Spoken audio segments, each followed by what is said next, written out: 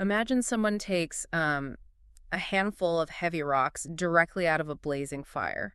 Right, glowing hot Yeah, rocks. and they just drop them straight into your dinner pot. It sounds like a guaranteed way to ruin a good meal with ash and dirt. It really does sound like a disaster. But for hundreds of years, Mongolian nomads have used this exact method. They use it to turn tough meat into a perfectly cooked feast. It is a brilliant survival skill, honestly. It is. So welcome to our deep dive, Episode 5, History and Culture in the Valley. Today we are taking you into the heart of Mongolia.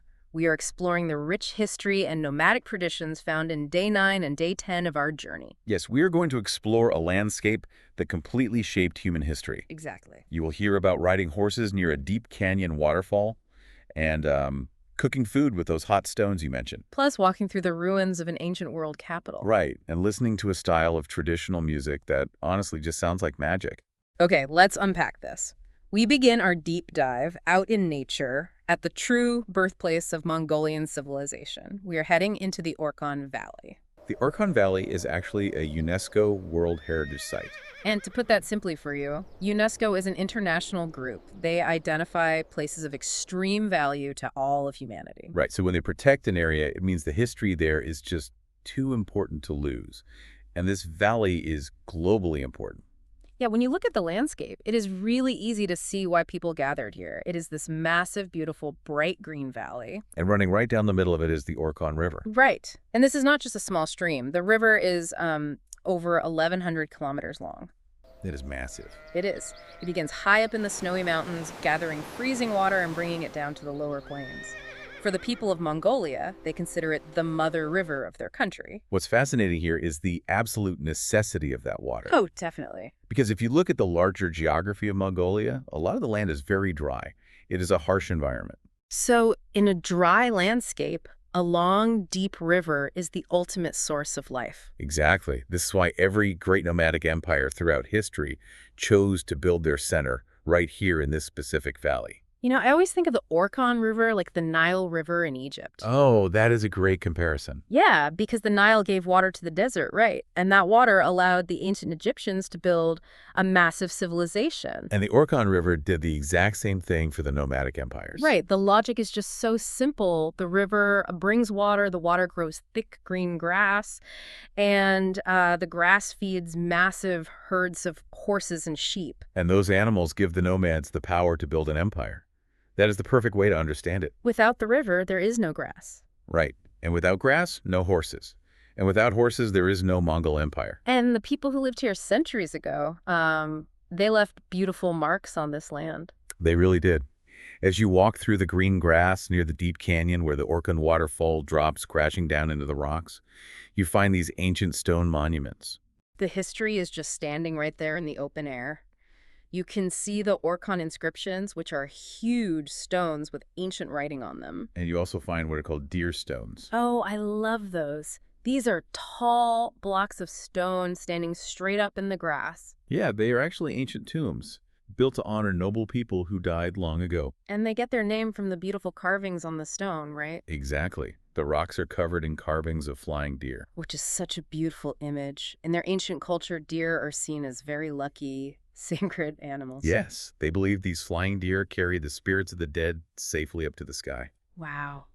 It makes the whole valley feel incredibly peaceful, but also just full of deep history. It is a perfect mix of natural beauty and human history. But we must remember, this valley is not an empty museum. Right, it is a living, breathing place. People still live on this land today using the same rivers and the same grass. And that brings us right to day 9 of the journey. This is where you get to experience how people actually live here today. Yeah, to truly feel the size of this valley, you have to get out of a vehicle. You get to take a 1-hour horseback ride straight through the valley. Riding a horse is essential here. It is the traditional way to move through this landscape. Definitely. When you are on a horse, you feel the wind, you hear the grass brushing against the animal, and you see the valley exactly as the nomads have seen it for generations. And after riding through the valley, you stop to spend time with a local nomadic family.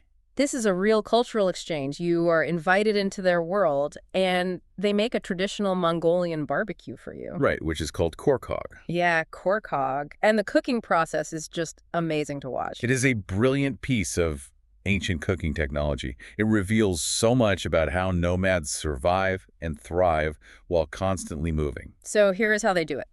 They take a large metal pot. Inside, they put large pieces of meat, usually mutton, which is sheep meat. And then they add some simple onions, some black pepper, and some salt. Right. And then they take stones that have been sitting directly in the hot fire. These stones are literally glowing hot.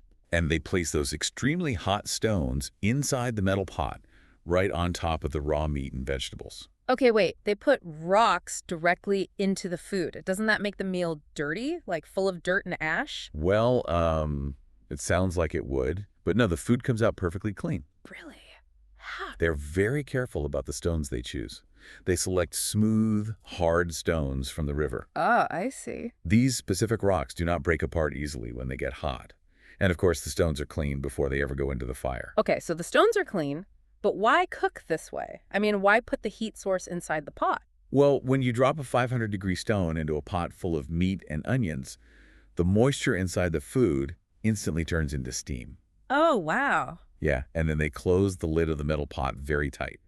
By doing this, they trap all that extreme heat and steam inside. Oh, so they create an ancient natural pressure cooker. Exactly. The Yeah. hot stones cook the meat from the inside out. That makes so much sense. And the result is incredible. The extreme heat and pressure make the tough sheep meat incredibly soft and tender. It really does. Yeah.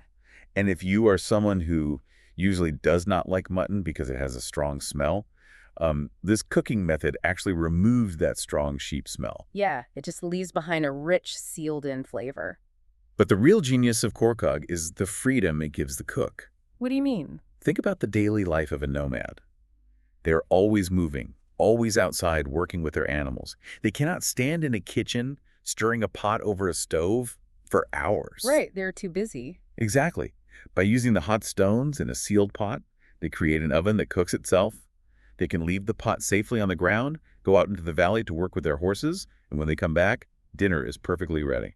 It is cooking designed for people who are always on the move. So you eat this amazing soft meat, you share warm tea with the family, and you end the night sleeping in a traditional tourist ger camp. A ger is the large, round, white tent that nomads live in. Sleeping inside a ger, surrounded by the quiet valley and a sky full of stars, is just unforgettable. That nomadic mobility, the ability to easily set up a ger, cook food with river stones, and ride fast horses, is exactly what allowed these people to build one of the largest empires in human history. And that historical fact moves our journey forward. On day 10, we follow the path of that empire. Right. We transition from a single nomadic family's tent to the biggest gathering place of all. We head to Karkrin, which is also known as Karakorum. This was the ancient capital city of the Mongol Empire during the time of Genghis Khan. It is really hard to overstate the importance of this city. Hundreds of years ago, this was truly the center of the world. Yeah, because the nomads controlled so much land, the trade routes were completely open. Exactly. So in this one city in the middle of the Mongolian steppe, you had people from Europe, the Middle East, and Asia all meeting together. It was a massive, busy global hub. But when you stand there today, it requires a lot of imagination. It does. The great city is no longer standing. Today, it is mostly open fields and old ruins. But right there, among the ruins, is the Karkarin Museum.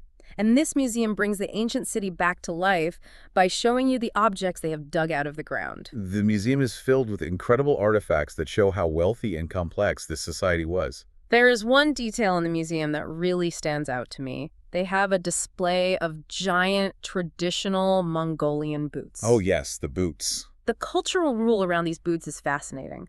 If you were just a normal, everyday working person in the ancient city, you wore boots with absolutely no patterns on them, just plain leather. Right. But if you were a noble person, a rich leader, or a high-ranking official, you wore boots covered in many, many beautiful, complicated patterns. It was a visual language. In a city filled with foreigners and travelers who spoke many different languages, you could look down at someone's boots and immediately understand their social rank and power. It's so clever. It's kind of like wearing expensive designer sneakers today. The more complex the patterns and the more visible the logos are on your shoes, the more important or wealthy you are trying to look. That is a great comparison. We still use footwear to show our status. Human nature really does not change at all. It really doesn't. We still use clothes to signal who we are. But looking at the ruins of Karkarin raises a big question. Hmm. How does a city that powerful, a city filled with nobles in patterned boots, simply vanish into a field of rocks? The history is definitely heavy. The grand city of Karkaran was completely destroyed during military conflicts with the Ming dynasty. Right. The walls were broken down, and the buildings were ruined. The city was destroyed, yes. But the story of those stones did not end there. In Mongolia, resources are precious. Very precious. So the leftover stones and the broken bricks from the ruined capital city were not left in the dirt to be forgotten. They were picked up one by one and given a completely new purpose. They were used to build the Erdene Monastery. This is the absolute oldest surviving Buddhist temple in Mongolia. It was built hundreds of years ago as a massive project to introduce the Buddhist religion to the nomadic people. So the stones of a conquered military city literally became the walls of a peaceful temple. Yes, exactly. If we connect this to the bigger picture, it shows us a powerful cycle in Mongolian history. You have a place of war and power becoming a quiet, spiritual center. It is a constant cycle of breaking down and rebuilding. You can walk around the outer walls of this peaceful place of prayer and realize you are touching the exact same stones that once built Genghis Khan's ancient empire. It is a heavy feeling. It really is. And the inside of the temple is just as powerful. There's a very specific, unique statue of Buddha inside. Right, because most statues of Buddha around the world show him looking young, smooth, and physically perfect. But the statue inside Erdene Zoo is very different. Yes, this statue shows Buddha at 80 years old. He looks like an older man. He has lines on his face. He looks tired, but deeply wise. It's a very rare and deeply human way to show such an important religious figure. The temple also holds a famous statue of Tsongkhapa, who was a highly respected and important Buddhist teacher. The art inside the monastery is full of bright colors and deep spiritual meaning for the people who visit. But just like the military city before it, Erdene Zoo has also faced destruction. The temple has its own deep scars. That is right. To understand the temple today, you have to know about the history of the 1930s. During this time, Mongolia was in the communist era. As a historical fact, there were very harsh crackdowns against all religion during these years. Many innocent monks were tragically killed, and massive parts of this beautiful temple complex were intentionally destroyed. When you visit Erdene Zoo today, you can clearly see that history. Some parts of the monastery have been beautifully saved and are still used for prayer, but other parts are still in ruins because of the events of the 1930s. It is a place that holds great beauty, but it also remembers a lot of pain. It is a survivor. Yeah. Walking through the quiet, ruined courtyards makes you deeply respect the people who kept the culture alive through such difficult times. It is a very quiet, thoughtful afternoon. But the day does not end in silence. After walking through the quiet history of the temple, the evening of day 10 ends with an explosion of loud, vibrant, and truly magical sound. Oh, yes. We are talking about the traditional evening cultural performance.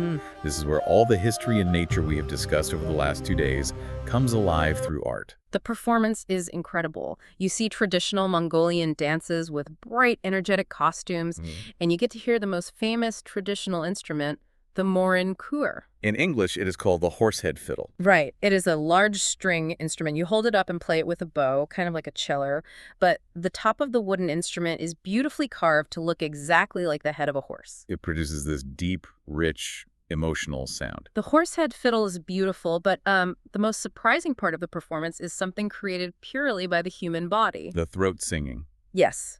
It is also known as kumine. I have to explain this carefully because if you have never heard it, it sounds impossible. It really does. Kume is a singing style where one single person makes two completely different sounds from their throat at the exact same time. It is amazing to hear. They sing a very low, deep humming sound, and over the top of that, they create a high, sharp whistling sound. It is a remarkable achievement of how sound works in the human body. The first time I heard it, my brain could not understand it. How is it physically possible for one person to make two voices at once?